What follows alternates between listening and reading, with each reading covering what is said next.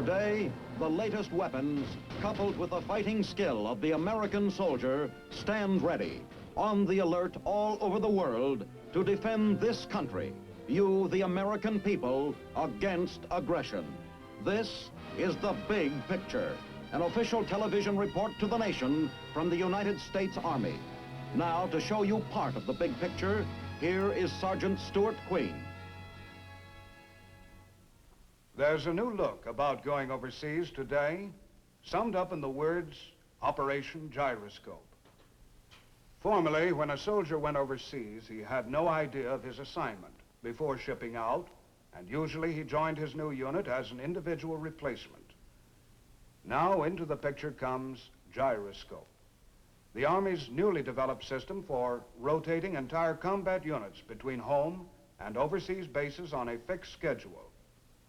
Military leaders and servicemen of every rank, not to speak of their families, are watching the gyroscope experiment with intense interest. Why the interest? The reasons will be clear when you hear and see the picture story of Operation Gyroscope. Captain James Bounds, reporter for The Big Picture, recently accompanied the first unit to move overseas since Gyroscope went into effect. Captain Bounds. 2 airborne regimental combat teams were to be involved in the first gyroscope move. One unit was in Japan, the other a long way off at Fort Campbell, Kentucky. And it was to Fort Campbell, home of the famous Angels of the 11th Airborne Division, that I went to see how a unit prepares for a move overseas in the gyroscope era. First off, what about a gyroscope? Well, as any Navy man or dictionary will quickly tell you, it's an instrument often used to resist the rolling of a ship or airplane. You might say it helps maintain balance, stability. I began to understand why the code name gyroscope at an officer's briefing session of the 508th Airborne Regimental Combat Team. Gentlemen, I have brought you together here this morning to discuss our move to Japan. You're all aware of the importance of gyroscope to the Department of the Army. We will be the first unit to complete its portion of the first move in gyroscope. There's another first. We will be the first unit, the 508 Airborne Infantry Regimental Combat Team, to travel by air over an ocean, complete tactical move.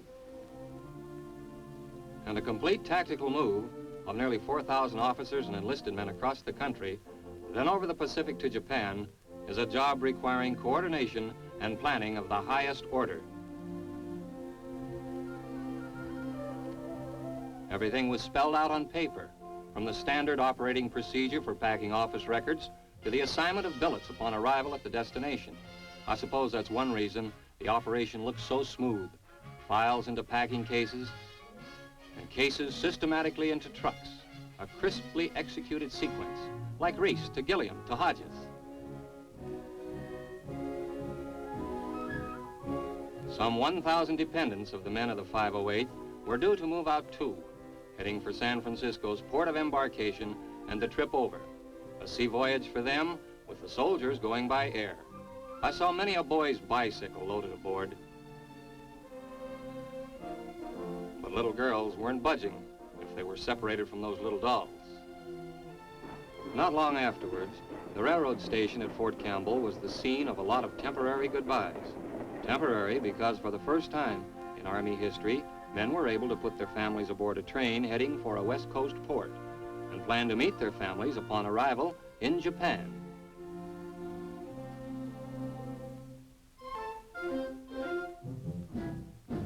I watched a veteran Army sergeant saying goodbye and made a mental note to ask him what he thought of gyroscope. I had a hunch it was different from the way he had gone overseas before. With a final wave from the commanding officer and the other husbands and fathers at the station, the train pulled out for the start of a long, long trip. With the dependents on their way, the last few days before the 508's departure raced by. The afternoon before moving out, I stood on a company street as the sound of a whistle pierced the air.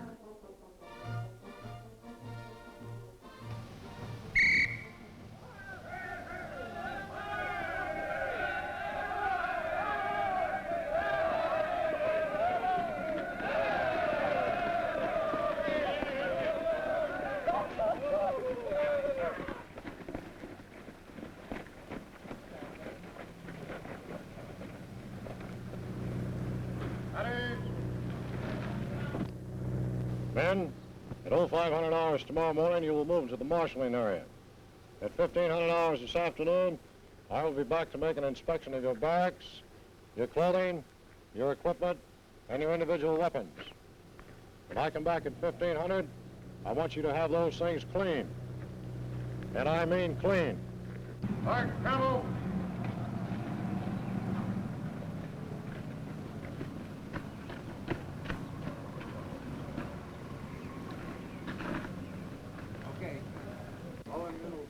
Sergeant Phillips, could I see you a moment? Sir. Yes, sir. Sergeant Phillips, this is Sergeant Wilson. Sergeant Phillips. Pleasure, Sergeant Phillips. You can go ahead and wrap it up. sir. Sergeant Phillips, I couldn't help but overhear your discussion with the men. You mean you're going to actually take the boys out in the morning at 0500 hours? Yes, sir. This gyroscope's the best thing that ever happened in the Army. Why do you say that? Well, from the Army's viewpoint, sir, it gives the unit the benefit of the men it's trained. The general purpose behind the plan is to build up the units that are going to remain intact. You get your men, you train them, and you keep them. Now, I've been in the Army a little over 12 years, and I've trained many men. Just at the time you get them up to the point where they're a good fighting soldier, he comes out in a blasted order and he ships to another unit. Well, now, you're talking about the Army. What about the men themselves? I think for the men it's excellent. When a man comes in the Army, the hardest thing he has to do is make friends. This way, if he gets in the unit, he makes his friends, he stays with them, and keeps his whole tour of duty right in the same outfit. Well, now, you've covered the Army and the men. What about yourself personally, Sergeant? Well, I'm very proud of my outfit, sir, and I'm proud of the men that are in it. And besides that, I'm a married man. I get to take my wife with me in 13 days. If the old system would take me 6 months. Well, good luck this time. Probably see you over there. Thank you very much. Bye, Sergeant. It's a pleasure. You bet.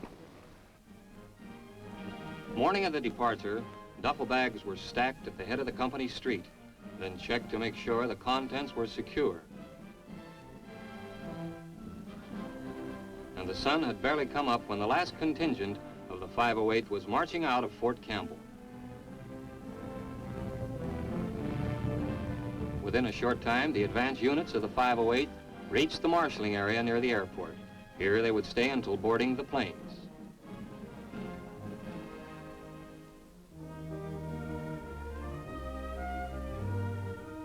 Time moved slowly in those last few hours before a trip. Everything's shipshape. Just wait.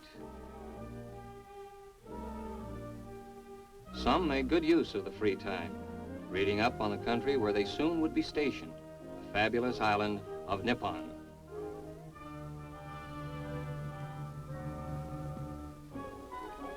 In Japan, meanwhile, a final taste of Japanese culture was being absorbed at the other half of Operation Gyroscope.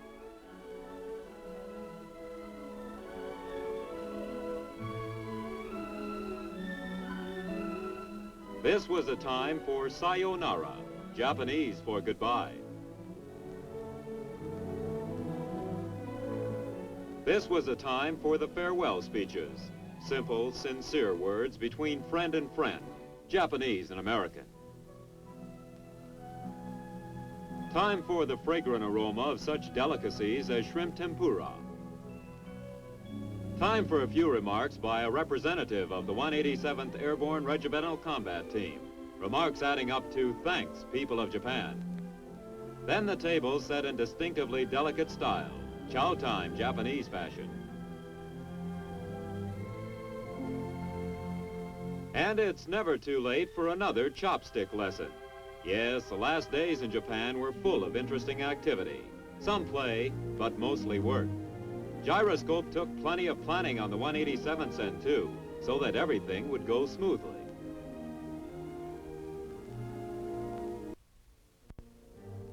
Right up to the end, the 187th continued its rigorous training, guaranteed to make the troopers, in their own spirited words, lean and mean.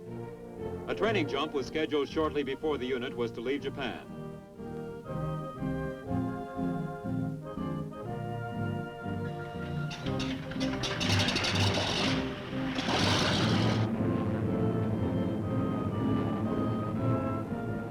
With the paratroopers, everybody jumps, from the clerk to the rifleman, from the parachute rigger to the cannoneer.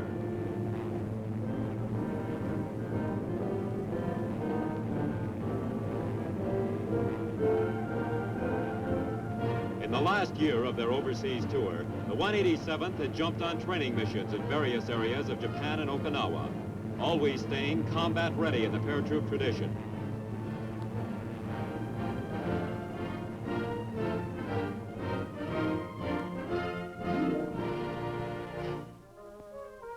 Coordinated with the final jump program were the departure preparations, which went rolling onward. The many trophies won by 187th units and men were carefully dismantled and packed.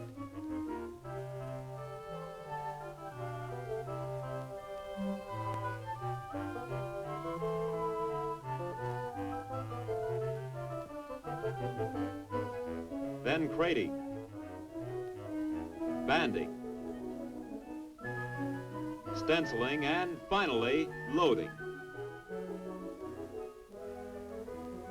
And at the post office, many a rakasan, as the Japanese call the paratrooper, mailed home souvenirs, bought in exotic places like Beppu and Oyanahara, and now bound for more familiar towns.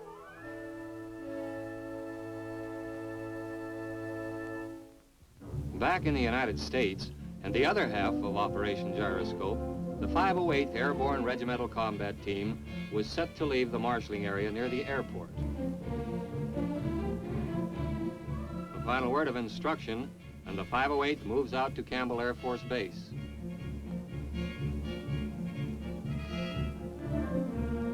This will be the first time an Army unit of this size has been airlifted over either ocean on such a long trip.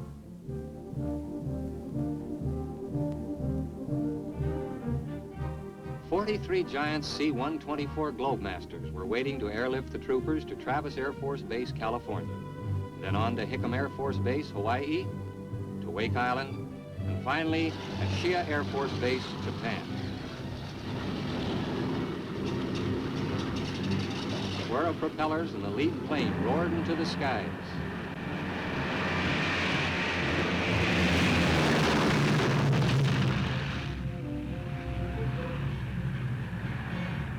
At regular intervals, guided by the staccato instructions of the tower, the planes took off.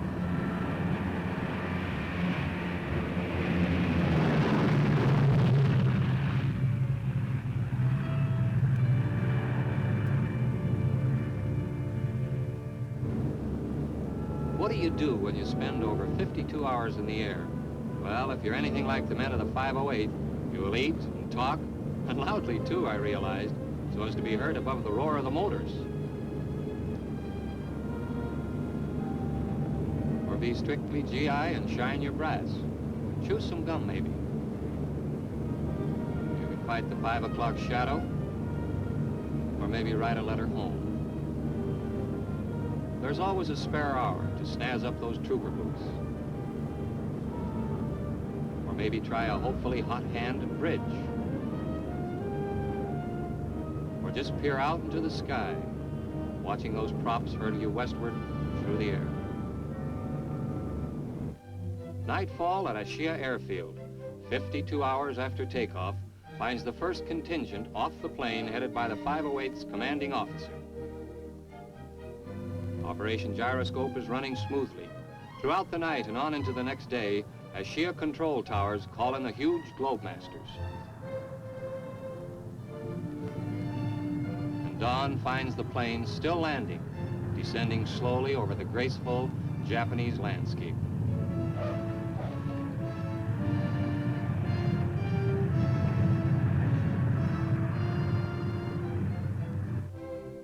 From the neatly pressed uniforms and the general appearance of the 508, you'd never know they'd spent so many hours aboard a crowded plane. A formation, and all present and accounted for, sir, and they're on their way again.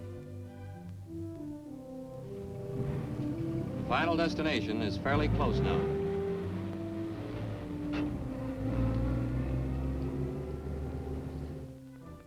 The 187th is almost set to go. Dependents' furnishings are packed and loaded aboard trucks.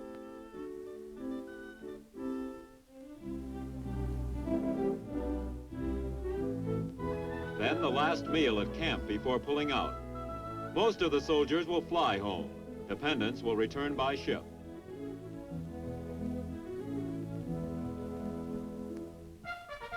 Camp Chickamauga, one of the 3 home camps of the 187th. The big day toward which everything has been pointing. The turnover of command to the commanding officer of the just arrived 508.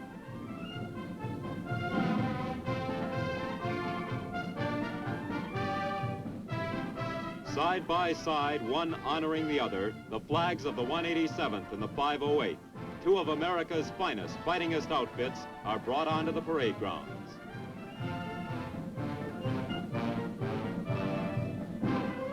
And as the band plays and the reviewing dignitaries look on, the transfer of command is completed. Yes, the 508th has arrived, and 1/2 of the gyroscope mission has been accomplished.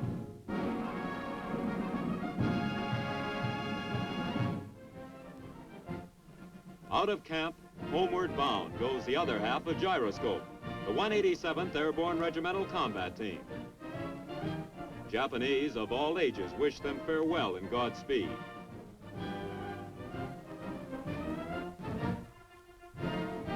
Stepping proudly through a Japanese version of a Wall Street ticker tape parade, the 187th finally reaches a railroad station, where they will board the trains to the airport.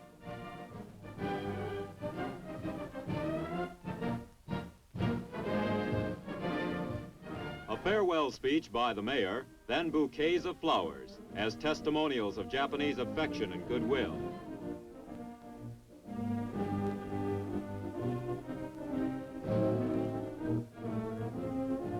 The sayonara signs meaning goodbye are everywhere as the men board the trains.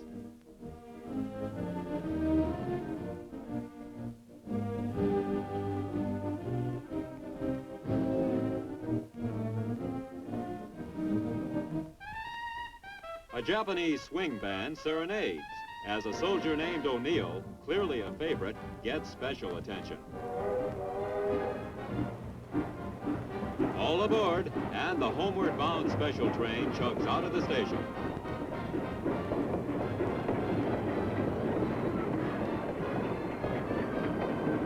The noise drowns out the sayonaras now, but the idea comes through. The Japanese people are sorry to see the boys go.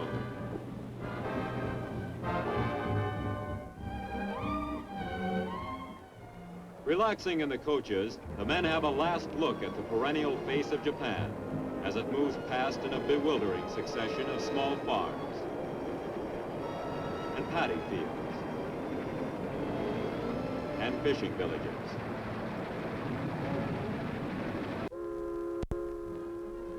Meanwhile, into Yokohama Harbor steamed the ship bearing the dependents of the 508. You can be sure that the men of the outfit were preparing a tender welcome to Japan for their wives and children who crowded the rails and portholes.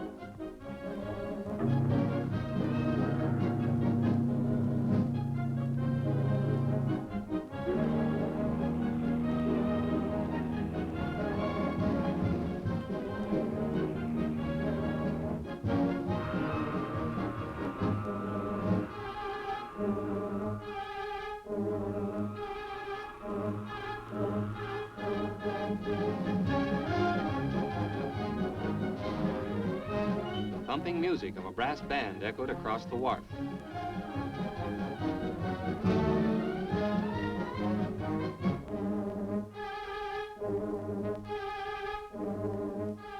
A welcoming party came aboard with flowers for the wife of the commanding officer.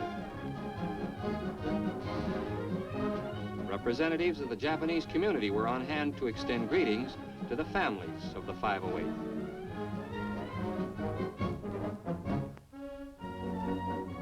Then, with each man of the family shepherding his brood, the wives and children of the 508 finally set foot on Japan.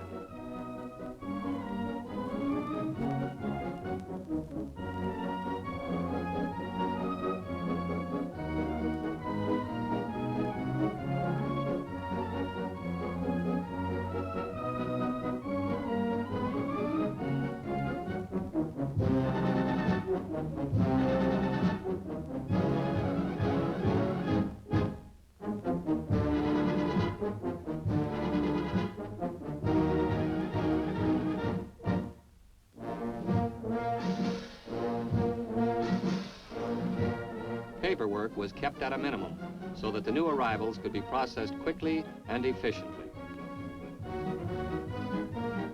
A few of the wives were Japanese girls returning to Japan thanks to Gyroscope. How long have you been in the United States? 3 years. 3 years. Where did you meet your husband over here in Japan? Japan, he was 11 Airborne before, and then that's 1946. And whereabouts in the country here did you meet him? What part? What do you mean, up to north? Up north. Yes. I see. Yoshiko, how did you enjoy your trip over on the boat? Well, this time I have a lot of trouble because I got a one more. You got two And boys here. Yeah, I think